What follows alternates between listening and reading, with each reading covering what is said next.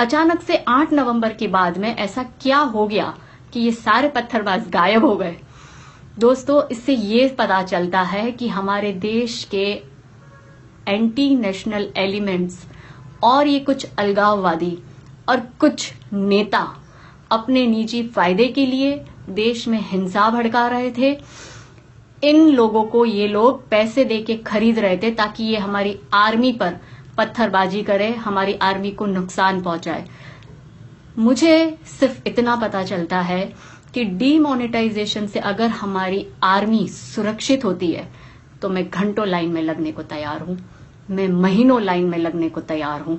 हम सब ने देखा है कि हमारी आर्मी एलओसी पे कितनी जूझ रही है। ना जाने कितने हमारे सैनिक शहीद हुए हैं पत्थरबाजी से, ना जाने हमारे कितने सैनिक घायल हुए हैं, ना जाने हमारे कितने सैनिक डिसेबल हुए हैं। तो दोस्तों, अगर ये कदम हमारी आर्मी के हित में है, हमारे सैनिक के हित में है, हमारे देश हित में है, तो मैं हजारों दफे सालों साल लाइन में लगने को तैयार हूं। कश्मीर का जीवन फिर से धीरे धीरे महीनों बाद अब नॉर्मल होता जा रहा है। स्कूलें खुल गई है, बच्चे बेफिक्र होकर एग्जाम्स देने जा रहे हैं। रेल सेवाएं जो 5 महीनों से ठप पड़ी थी वो शुरू हो गई है। आपको क्या लगता है दोस्तों, क्या ये सब नेचुरली हो रहा था? जी नहीं, ये करवाया जा रहा था। हमारे देश में बैठे वो जयचंद जो इस देश की इकोनॉमी को बढ़ने देना नहीं चाहते, वो ये सब करवा रहे थे। दंगे भड़काना, हिंसा भड़काना, ये तो जैसे मानो इन लोगों का नेचर सा हो गया है। ना जाने ये जयचंद इतने सालों से क्यों हमारे देश में है और हम लोग इन लोगों को क्यों अब तक बर्दाश्त कर रहे हैं, ये सबसे बड़ा सवाल है। डीमोनेटाइजेशन से दोस्तों दाऊद इब्राहिम का रातों रात सारा धंधा, सारा काला धंधा जो हमारे देश में वो चौड़ा होकर कर रहा था वो बंद हुआ है। आतंकवादी एक्टिविटी, मॉइस्ट एक्टिविटी, नक्सलवाद, ब्लैक मनी, फेक करेंसी जो पाकिस्तान से हमारे देश में भेजी जा रही थी, इन सब पर कंट्रोल हुआ है। डीमोनेटाइजेशन से हम आम जनता खुश है, हमारी आर्मी खुश है, देश के सारे ईमानदार लोग खुश है, और ये कुछ चंद नेता बड़ी तकलीफ हो रही है उनको। वो नहीं कहते चोर मचाए शोर, ये नेता लोग हम आम जनता और उनका नाम लेके ये कह रही है कि हम आम जनता परेशान हैं। हमारे कंधे पे ये लोग बंदूक चला रहे हैं और इन्हें कब से हम आम जनता की चिंता होने लग गई भाई। मैं इन पॉलिटिशियंस को पूछती हूँ कि आपने कभी 70 सालों में आम जनता के बारे में सोचा? देश में इतनी आतंकवाद फैला रखा है, आपने कभी उसके लिए कोई स्टेप लिए? अरे आप लोग तो सर्जिकल स्ट्राइक पे क्वेश्चन कर लेते हो, टेररिस्ट का एनकाउंटर होता है उसमें आपको क्वेश्चंस होते हैं। आप लोगों को आज तक इशरत जहां बेटी लगती है, अफजल गुरु आप लोगों को क्रांतिकारी लगता है, बुरहान वानी आपको गरीब हेडमास्टर का बेटा और फ्रीडम फाइटर लगता है। आप लोग आस्तीन के सांप हो, जिस थाली में खाते हो उसी में ही छेद करते हो। पाकिस्तान की सरपरस्ती करते हो आप लोग। भारत तेरे टुकड़े होंगे जो नारे लगाते हैं वो कन्हैया और गैंग, इन लोगों में आप लोगों को अपना भाई नजर आता है। बाटला हाउस एनकाउंटर आप लोगों को फेक लगता है। कश्मीरी अलगाववादी, ये यासीन मलिक और गिलानी जैसे लोगों को आप लोग समर्थन करते हो। भारत मां को लज्जित करते हो आप लोग। हमारे देश पे बहुत बड़ा कलंक हो आप लोग। आस्तीन के सांप हो आप लोग। सिम्मी टेररिस्ट एनकाउंटर पर आप सवाल उठाते हो। हमारे देश के डीजीएमओ और आर्मी से आप लोग सर्जिकल स्ट्राइक के प्रूफ मांगते हो। वोट बैंक की राजनीति करते हो, परिवारवाद की राजनीति करते हो, धर्म और जाति के नाम पर आप लोग राजनीति करते हो। स्टूडेंट की मौत पर आप लोग सियासत करते हो। भारत में रह के भारत माता की जय बोलने से आप लोगों को तकलीफ होती है। शहीद की शहादत पर आप लोगों को कभी दुख नहीं हुआ है। अपनी झूठी खबरों से आप एक आतंकवादी को पोस्टर बॉय बनाते हो, दंगे करवाते हो, हिंसा भड़काते हो। देश में आप लोग हिंसात्मक आंदोलन करवाते हो। सरकारी बसें, train, railway station, bus station तोड़फोड़, आग लगाना, लोगों को मरने के लिए मजबूर करते हो आप लोग।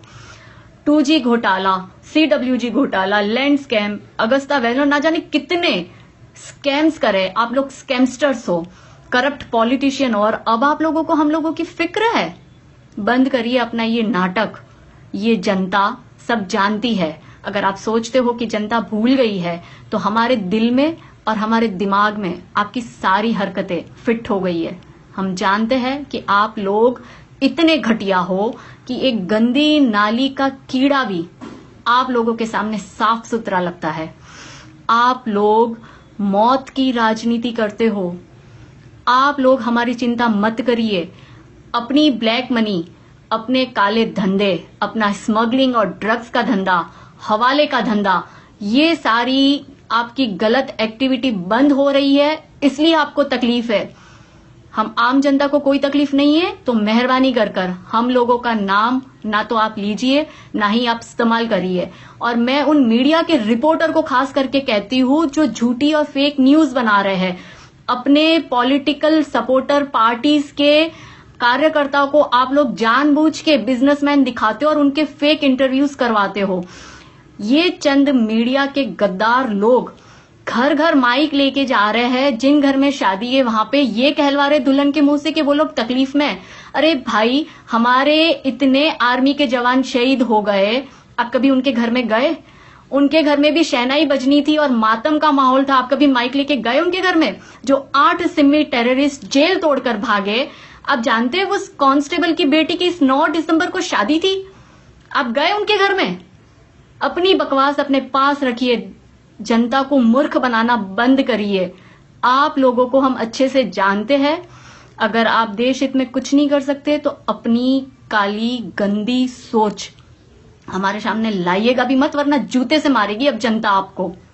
ये चंद नेता जिन्हें बहुत ज्यादा तकलीफ हो रही है, जो हम आम जनता के नाम का सहारा ले रही है और कह रही है कि हम आम जनता तकलीफ में है, एक्चुअली तकलीफ इन लोगों को हो रही है। इनके घर के गोडाउन में जो ट्रक भर भर के करोड़ों अरबों रुपया पड़ा है, इनके बिस्तर के नीचे जो करोड़ों रुपए पड़े हैं, वो अब रद्दी के भाव भी नहीं बिकने को तैयार है। उसकी वैल्यू एक बहुत बड़ा शून्य बन के रह गई है। इसलिए इन लोगों को तकलीफ हो रही है और ये लोग साथ घाट कर रहे हैं। और सरकार के इस डिसीजन में जहां उन्हें साथ देना चाहिए, वहां वो लोग खिलाफत कर रहे हैं और धमकी पे उतर आए। कल ये लोग धमकी दे रहे सरकार को कि आप 3 दिन में डिसीजन वापस लीजिए, वरना हम लॉ एंड ऑर्डर की सिचुएशन आ जाएंगी। क्या लॉ एंड ऑर्डर? आप लोग हमारे पैसों की कमाई, हमारे टैक्स की कमाई से बनी सरकारी प्रॉपर्टी को नुकसान पहुंचाएंगे। अपनी गुंडागर्दी बंद करिए आप लोग। और दोस्तों, मैं आपको बताती हूँ कि इन लोगों को क्यों इतनी तकलीफ हो रही है। मैं एक एक करके आप इन पॉलिटिशियंस जो सबसे ज्यादा हल्ला कर रहे हैं ना, उनकी हकीकत बताती हूँ कि इनको तकलीफ क्यों हो रही है। सबसे ज्यादा तकलीफ हुई है ममता बनर्जी को। क्यों हो रही है पता है उसे इतनी तकलीफ?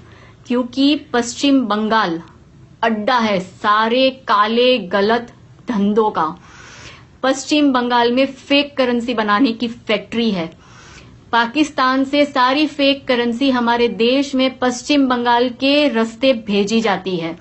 स्मगलिंग का धंधा, ड्रग्स का धंधा, आतंकवाद, किलिंग, माफिया, डॉन, ये सारे गलत धंधे पश्चिम बंगाल से होते हैं और ये ममता बनर्जी उसको पूरा पूरा सपोर्ट करती है। जो ये इलीगल पैसा इसके पास आ रहा है ना, उसकी सारी वैल्यू जीरो हो गई है। ये लोगों ने कुछ ऐसा काम नहीं किया है कि इन लोगों को एक्चुअली वहां की भोली भाली ईमानदार जनता वोट देके चुने। ये लोग वोट देके सीएम इसलिए बने क्योंकि इन लोगों ने वोट खरीदे है। ये लोग देश हित में या जनता के हित में कुछ नहीं कर रहे हैं। इस ममता बनर्जी के ये सारे काले कांड खत्म हो गए ना, इसलिए दीदी को प्रॉब्लम हो रही है। और इसका साथ ये जो येचुरी दे रहा है ना, सीताराम येचुरी, जो कल तक इसके खिलाफ था, इसके सामने बोल रहा था इसके सारे काले धंधे बंद हो गए, इसके सारे पैसे इसको गंगा जल में जाके विसर्जित करने पड़ेंगे, इसलिए इसको ये सारी प्रॉब्लम हो रही है। ये अरविंद केजरीवाल, अरे ये केजरीवाल भ्रष्टाचार और ब्लैक मनी का नाम लेके दिल्ली की कुर्सी हथिया के बैठा है। जहां इसको ब्लैक मनी के खिलाफ मोर्चा करना चाहिए था, वहां वो डिमोनेटाइजेशन के खिलाफ मोर्चा कर रहा है, ममता को लेके और दूसरे ग्रुप को लेके। दिल्ली तो तुझसे संभलती नहीं है। जब डेंगू और चिकनगुनिया से लोग मर रहे थे, तब तो तू अपनी जुबान का ऑपरेशन करवाने बेंगलोर चला गया था। तेरे सारे नेता वहां फिनलैंड में रंगलेलिया मना रहे थे। ये तेरे नेता हिमाचल टूर पे उस वक्त चले गए थे। ये केजरीवाल को मोदी मोदी बोलने से जो विदेशों से फंडिंग मिलती है ना, उसकी वैल्यू जीरो हो गई है। चंदा मांग मांग कर जो इसने पैसा इकट्ठा करा है ना, उससे इसको प्रॉब्लम हो गई है। काम तो ऐसा कुछ किया नहीं कि इसको अब जनता वोट दे के फिर से चुने, और वोट खरीदने के लिए अब इनके पास में पैसे नहीं रहे, टिकटें बेचने के अब इनको पैसे कौन देगा, इसलिए इसको तकलीफ हो रही है। बीवी को VARS दिलवा दिया है, खाने के लाले पड़ने वाले हैं इसको अब, इसलिए इसको इतनी तकलीफ हो रही है और इसलिए इतना हल्ला कर रहा है। मैं दिल्ली की जनता से प्लीज अनुरोध करती हूँ, इसकी बातों में मत आओ। जहां आपको ये दिखे ना, वहां से दूर हो जाओ, जूते मारो इसको। ये इतना घटिया गिरा हुआ आदमी, इतना घटिया CM आज तक इंडियन हिस्ट्री में कभी नहीं हुआ है, जिसे अपने काम के अलावा सारे कामों में इंटरेस्ट है, और खास करके देश हित की अगर कोई बात कर लेना तो उसमें इसको सबसे बड़ी तकलीफ है। दोस्तों, ये मुलायम, अखिलेश यादव और मायावती, इन्हें अब आम जनता की चिंता है। इन लोगों ने कभी दलित राजनीति और मुस्लिम वोट बैंक पॉलिटिक्स के अलावा तो कुछ सोचा नहीं। अब इन्हें आम जनता की चिंता लग रही है। वहां पे बलात्कार होता है तो ये अखिलेश यादव और मुलायम सिंह यादव ये कहते हैं कि बच्चों से गलती हो गई। इस अखिलेश यादव को ये ब्लैक मनी रखना फंडामेंटल राइट्स रखता है। अरे भाई, मैं तुमसे पूछती हूँ, ब्लैक मनी रखना फंडामेंटल राइट्स है? फेक करेंसी देश में डिस्ट्रीब्यूट करना फंडामेंटल राइट्स है? हमारे सेना के जवान वहां पर आतंकवादियों से जूझ रहे हैं, उन्हें मरते छोड़ देना फंडामेंटल राइट्स है? ये स्कैमस्टर्स, ये सारे घोटाले, ये सारे गलत धंधे, इन लोगों के पैसे जो मार्केट में घूम रहे हैं, उन्हें सुरक्षित रखना क्या फंडामेंटल राइट्स है? ये बड़े बड़े तुम लोगों के ये हवालों के धंधे जो धड़ल्ले से चल रहे हैं, ये फंडामेंटल राइट्स है? आप लोगों के लिए ये फंडामेंटल राइट्स होंगे, हम लोगों के लिए नहीं है। आप लोग इतने घटिया, इतने गिरे हुए हो कि आप लोग एक्चुअली ईमानदारी से कभी जीत के CM नहीं बन सकते। आप लोगों ने वोट खरीदे और अब आपको तकलीफ इसलिए हो रही है क्योंकि यूपी के चुनाव सिर पर है और वोट तो आपको कोई देगा नहीं, ऐसा काम किया नहीं है, और ईमानदारी से जीत के आप लोग आने नहीं हो। अपनी परिवारवाद की राजनीति से आप लोग कभी ऊंचे नहीं आते, धर्म की राजनीति करते हो, वहां पे सियासी रोटियां सेकते हो। बलात्कार, दंगे, कहीं भी किसी का भी मर्डर हो रहा है, कोई पुलिस कंप्लेन नहीं, कोई FIR नहीं, किसी का कोई भी नहीं, मतलब खुलेआम लोग बंदूक तान के किसी को कहीं भी मार के चले जाते हैं। ये है तुम्हारी यूपी की हालत, और देखो यूपी की जनता किसको चुना है। अब जग जाओ, संभल जाओ, इन जैसे लोगों को मारकर भगाओ यूपी से। ये एक नंबर के करप्ट गद्दार नेता है, जिनको ये CM की कुर्सी मिल गई है, तो देश का विकास और यूपी का विकास कभी नहीं होना है। राहुल गांधी, P चिदम्बरम, दिग्विजय सिंह और ये कांग्रेस पार्टी, इन सबको क्यों तकलीफ हो रही है दोस्तों, जानते हो? 2G scam, CWG scam, Agusta Westland कोयला घोटाला, NH स्कैम, लैंड स्कैम, और ना जाने कितने स्कैम इन स्कैमस्टर्सों ने करे हैं। और 70 साल से हम लोगों का जो खून चूसा इन्होंने, और जितनी काली कमाई इन लोगों ने इकट्ठी करी है ना, एक झटके में वो सारी कमाई रद्दी हो गई है। इसलिए इन लोगों को तकलीफ हो रही है। नौटंकी करते हो तुम, 4 करोड़ की गाड़ी में 4,500 एक्सचेंज करवाने आते हो, क्या साबित कर रहे हो? फिर भी हमें ये लगता है कि भाई ये अच्छे दिन है जब तुम जैसे घटिया राजकुमार हमारे देश की पैसे और हमारे देश को लूटकर अगर 4,500 रुपए एक्सचेंज करवाने आ रहे हो भैया, तो इससे अच्छे दिन क्या चाहिए कि तुम जैसे स्कैमस्टर्स लाइन में लगे हुए हैं। तो मैं देश की जनता को हाथ जोड़ के रिक्वेस्ट करती हूँ, प्लीज इन लोगों की बातों में मत आइए।